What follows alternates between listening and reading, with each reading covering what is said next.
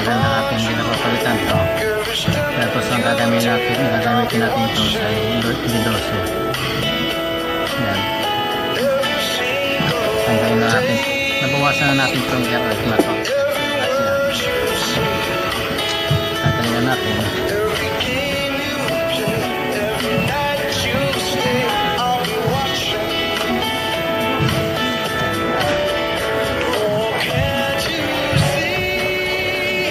Tanggalin na natin ang ating langis nito sa gear oil. Hindi pa naman siya masyado maitim, pero mas maganda na yung palitan na natin. Sandali lang po pagtanggal ng ating gear oil. Ito pong ating motor ay Honda Beat. Kaya yan po. Hindi pa patinin natin ang pag-test yan.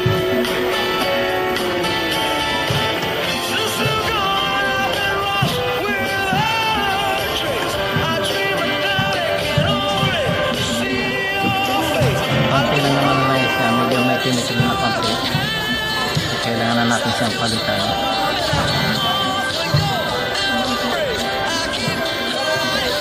Kaya tayo medyo patagal ubusin natin yung langis para ayos. Kaya simple naman pagpalit ng ating gear oil sa ating gamit yung Honda Beat. Ayan, dalawang tornilyo lang po tatanggalin natin. Number 12 lang po siya. Ayan, ito po siya, dalawa lang. Tapos antayin lang po natin maubusin ng simple lang po, simple trabaho para sa ating paghahanap po. Itong araw-araw na ginagawa, hindi po siya tumirik o masira. Magpapalit din sana ako ng engine oil, kaso hindi ko mabuksan, nabilog yung tornilyo niya, ito nabilog yata eh.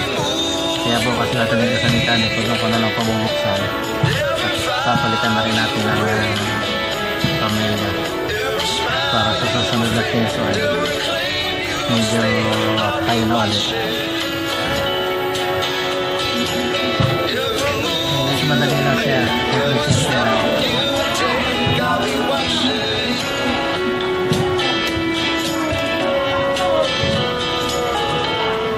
Kaya tagilid natin ang konti. Unahin pa.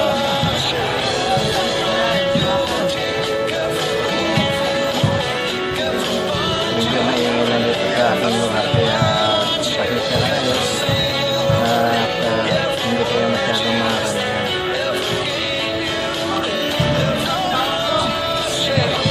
Kaya po medyo may tinitin yung ating langis.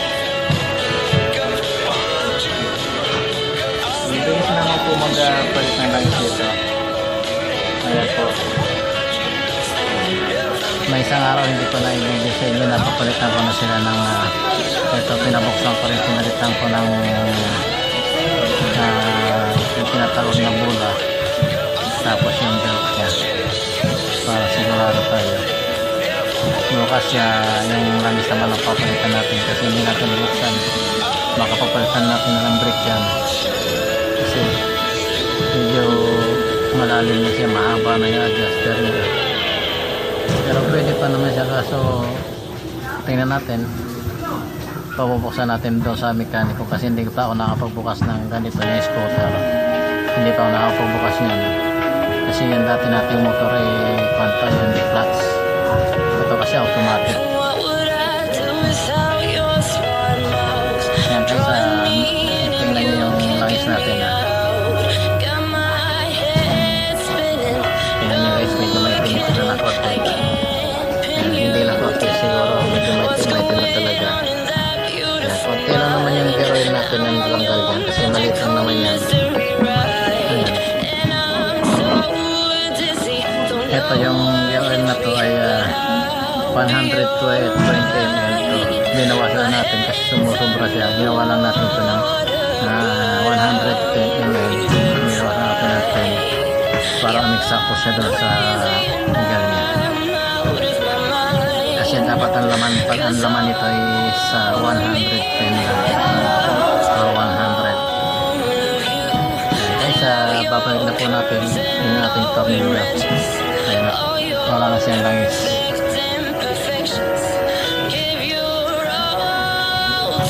Ayan po.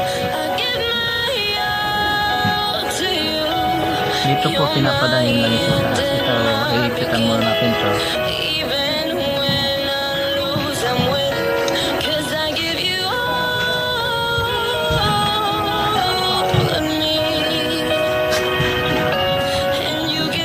Nakikita na natin. Tapos ito naman ilalagay natin dito. Ayan.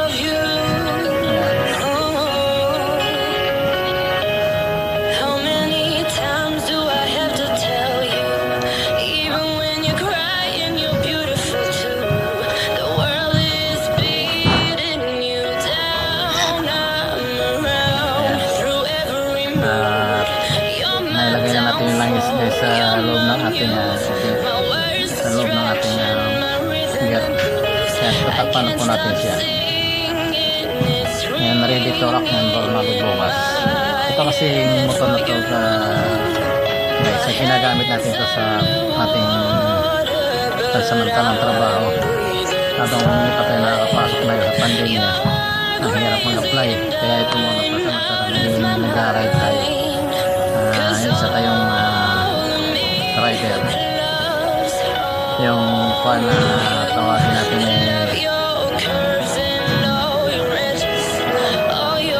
freelance rider. Tayo po ang inutusan ng mga tao para may hatid yung kanilang mga produkto at mga padala sa mga customer sa iba't ibang bahagi ng Metro Manila. Kaya araw-araw po tayo ang naman ang kalsada. Ayan guys, maraming salamat guys. Sandali lang po pagpalit ng ating gear yan. Tapos na po siya. Okay na, pwede na ulit siya. Okay, simple lang po ito. Number 12 lang po ang gagamitin natin. Number 12. Kita yan, number 12 po, baliktad lang.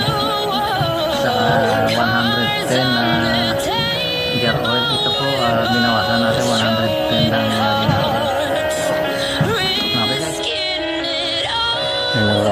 Magandang umaga po. Papalitan po natin yung ating air filter. Ito po meron tayong pamalit na bago kasi matagal na po siya. Ito bubuksan po natin yung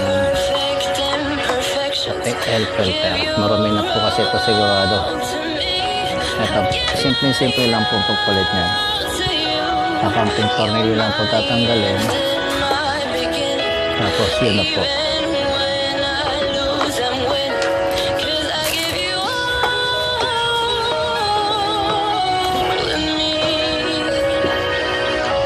Magpapalit po tayo ng air filter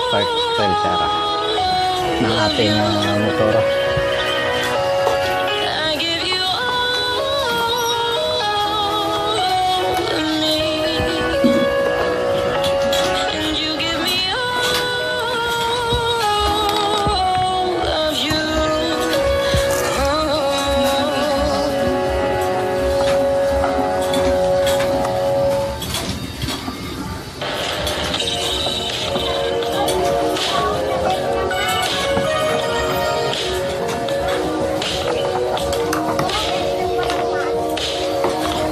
Ayan po,